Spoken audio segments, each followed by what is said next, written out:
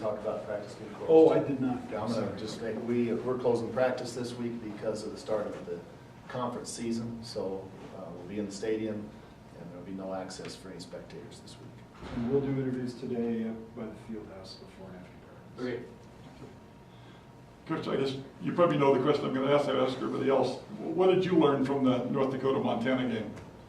You know, I watched all the North Dakota games so far, and I'm trying to learn from the aggregate of all three of those games, because you can't put a total game plan together just looking at one of their games. So I watched Valparaiso, I watched South Dakota State, watched Montana, I watched offense, defense, and kicking game, and now I'm compiling all those thoughts into, you know, helping the coordinators of all three of those areas get the game plan put together. It's not just based on one game. So what have you seen? You know, I've seen a team that's really a combative, physically aggressive, tough, hard-nosed team, and they just destroyed Valparaiso. They came back and played a great game against a playoff team in South Dakota State, and then they got behind early against Montana and kind of took them out of their game plan. So I like what I see in terms of their ability to compete and their toughness and physicality, and their receivers are a tremendous group of talented players. When they, you know, they've had a little bit of issue at quarterback trying to decide who to play, but I like both those young guys.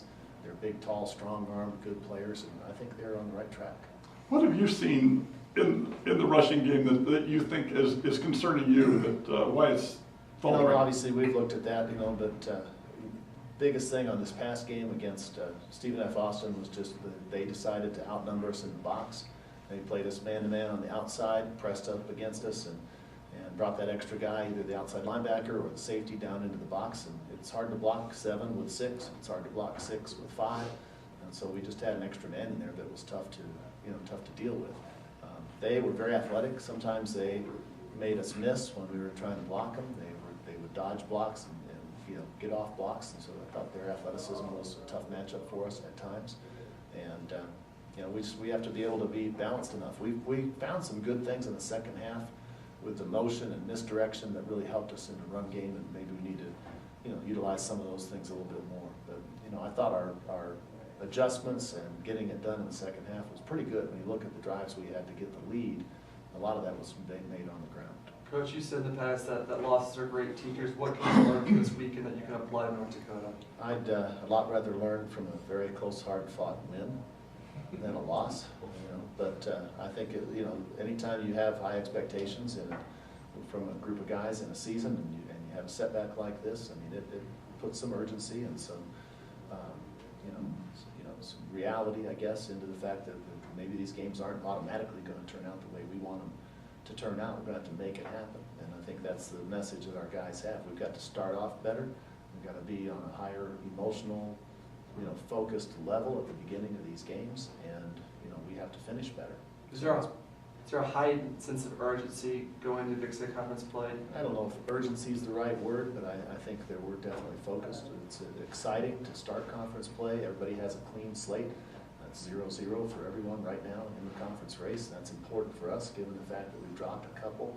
Those don't hurt us in the conference, and so now we've got a chance to start over, which is important for us, and we just need to get off to a good start. Heading into conference play, you're a little bit more familiar with the teams that you'll be playing. Is that a good thing going forward, just in the position that you guys are in currently?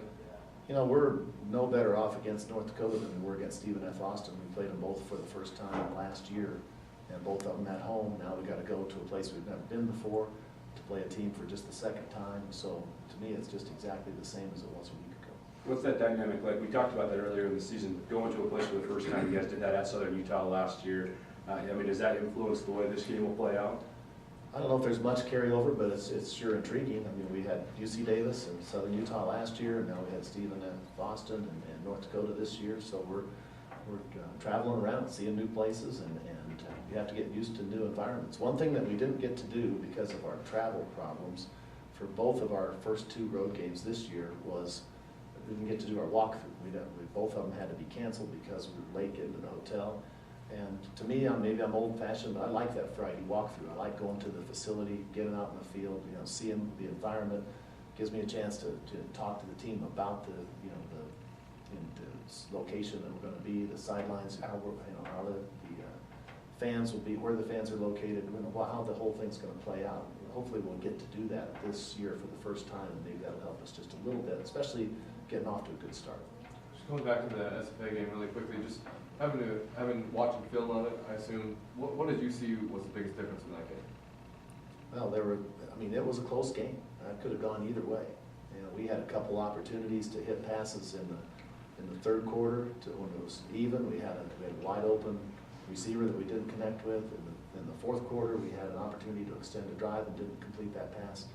We just missed on a couple key opportunities, and they hit on them. You know, they broke a 3rd and 2 run for 40-some yards, and then they hit a deep ball down the sideline. And so they connected and made a couple big plays. We missed on a couple big plays. That game could have easily been a victory for us when you look at the tape.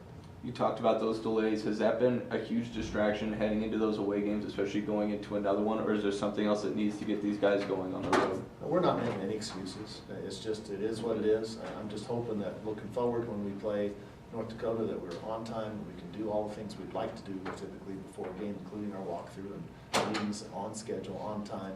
You know, we're kind of creatures of habit in football. We like to do things according to our plan, and hopefully we'll be able to do that for the first time this year. Rob, does the fact that Denarius is listed as doubtful this week mean that his rehab is going quicker than you may have thought? I don't know if it's going any quicker, but he is making progress. You know, he can run, he can do some exercises now, and it's just a day-to-day type of situation. And all we're trying to say is that he is making progress. What was that defense doing, your defense doing well in the third quarter against SFA that maybe you weren't doing well the rest of the game? You know, we tackled a lot better in the second half. I think that's really, in sum, the most important factor. You know, they got away from us a few times in the first half. We tackled a lot better. You know, we defended the quick passing game better. We got after the quarterback a couple times, and then they turned it over. And so there was a couple things that helped us there, but the biggest thing was tackling. Coach John Nelson is such a big 6'3" type guys, you know, pretty good sized, guys with good arms. I think that's what they've obviously recruited to, is a guy with a big arm that can throw that field out ball and a deep pass and get velocity on it and throw from the pocket and still see. So they're both prototypes that way. You know, the one guy, the backup, came in against South Dakota State and just was on fire in the fourth quarter. Led them on a huge comeback, almost got that game back in their favor. But both of them are talented, and they've kind of back and forth in the next game against Montana. So, you know, it's unsettled, but I think they're both very good, and we're preparing. The scheme doesn't change with the two guys when one goes in and the other one comes out. So we're just going to prepare for the scheme and see who gets out there. They'll both obviously be looking heavily at Greg Harden. Is there a way to slow down a player that explosive? I'm telling you, he is an outstanding player, and he is scary. You know, the first play of the game against South Dakota State, they throw over the top, and there's nobody close, and it's a touchdown. And he's got fantastic ability to make big plays. We just have to know where he is. We have to play with great leverage against him, and we have to hope we can get to the quarterback, you know, before he can get it away and get it out to him. You added a few names to the injury list. How much longer can this team sustain this rash of injuries? Hey, we'll go with the next guy. You know, hopefully we're deep enough to withstand it. Hopefully we'll get some of these guys back. Good news is that Preston Gale is coming back. So we got one off the IR, and he's back in action this week. And hopefully we'll get a few more of these guys back in the next few weeks as well. But it's stressing our depth, but it's given some guys a chance to go out there and play. I'm anxious to see J.P. Flynn play. He'll be a starter for the first time in his career this weekend. Redshirt freshman, he's worked really hard, and I know he's excited about his opportunity to go out there and play. I bet he'll play pretty well. How much can we expect to see from Preston? I think he'll, if the practice goes well, he'll start and play. JP, will he be at right guard or right tackle? Right guard. So then Quinn will be at right tackle? Quinn will stay at right tackle. Okay. Assess your level of confidence in this defense going up against another pass-heavy attack. I know you struggled. I'm not down on our defense at all. I mean, our offense put our defense in some very difficult situations in this game. We had some short drives and put our guys right back on the field, gave them some short fields with turnovers. So a lot of it, and I've tried to say this the last 2 or 3 days coming out of this game, when we lose a game here, we never end up blaming it on one facet of the game. All the plays impact all the other plays. Offense impacts defense, defense impacts offense, special teams impact both of those. And so we have to assess the whole situation, and typically it's not one area or another. It's just, some issues that are, that permeate all phases of the game. What, just with Brian's injury, do you know what's going on there? He's got a shoulder injury. We're getting more tests done today. We won't know till Thursday for sure, what his diagnosis is. He's just doubtful for Saturday. a bright spot on Saturday, Bleskin getting the record, especially coming from his brother, so not often you get to see it from a family member. So what is that like looking back on it now? Well, I think the records are awesome, you know, later on down the road. I think if you ask Tanner and Bleskin or Jake, either one, what they'd like to have on this past Saturday, it would be a win rather than the record. Happy for Tanner, he's earned it. He's been a fabulous competitor and you know, receiver for us and a great leader and now captain. So if anybody deserves it, it certainly would be Tanner. It is cool that it came from Jake, but I don't think either one of them is thinking about that right now. With Jake, are you happy with his progression from his first start to his second? Yeah, I mean, obviously the defense was much different, quicker, you know, more difficult to attack, and the stakes were higher. And I thought he handled himself well. We got 400 yards of offense, 38 points.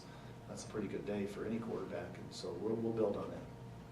Coach, 21-3 in the Big Sky the last 3 years. Is there an aura of confidence when you enter league play?